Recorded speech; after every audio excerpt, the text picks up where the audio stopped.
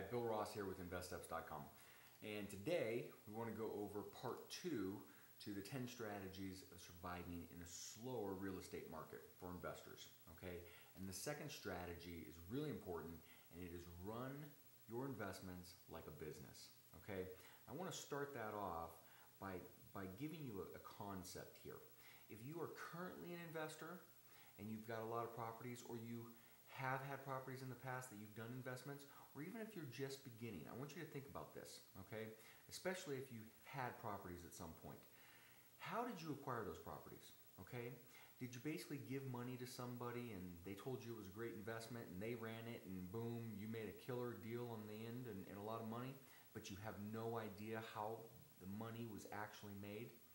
That is really the crux of the issue, okay? I'm going to break down this strategy because the key is that you need to run your investments like a business.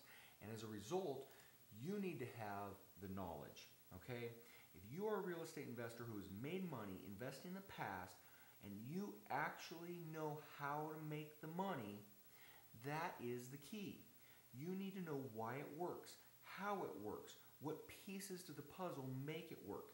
All right, so the key is to acquire that knowledge. If you don't have it, you need to get it. That is what makes it work, and not just a fluke. It makes it a duplicatable event, time in and time out. So the first thing is knowledge, okay? The second thing is take control.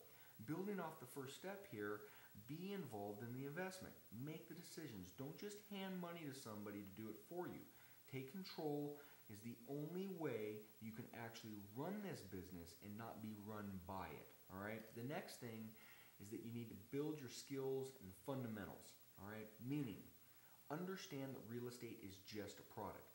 Basic business skills like sales, administration, adding value are all critical for you to master.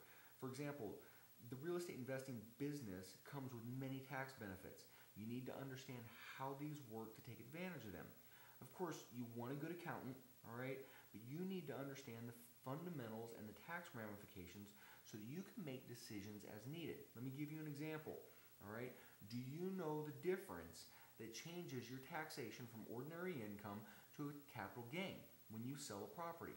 There's a time frame in there. If you don't know that time frame, you will lose a lot of money by not making proper decisions. I'm not going to tell you what it is. The whole point of this is for you to go learn and understand those things.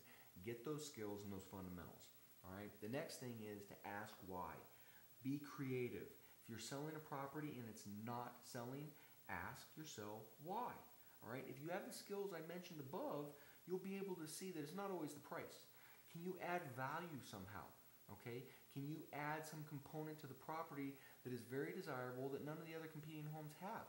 Can you change the terms of your offer so that it's more attractive to a buyer?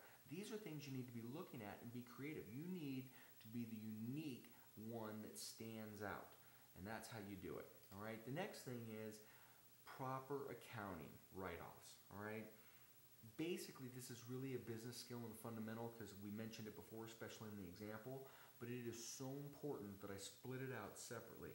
And you need to understand what the laws and the tax ramifications are. All right. If you don't, and you just hand everything to an accountant, they're not going to know if you're missing something, all right? Because you have to make sure that you have the proper accounting so that you are taking every aspect into account. So that when you hand everything to your CPA, they have the information to get you all the write-offs that you need. If you don't hand it to them, they're not going to know to take it in most of the cases. So really, strategy number 2 is run your investments like a business. These are the steps. If you do these things, you'll be tremendously successful in your business. If you don't do them, you will not know how you made money or why you're losing money. That's the key. Bill Ross with InvestSteps.com. We have a ton of information like this. It's fantastic. Join us online at InvestSteps.com. Thanks now.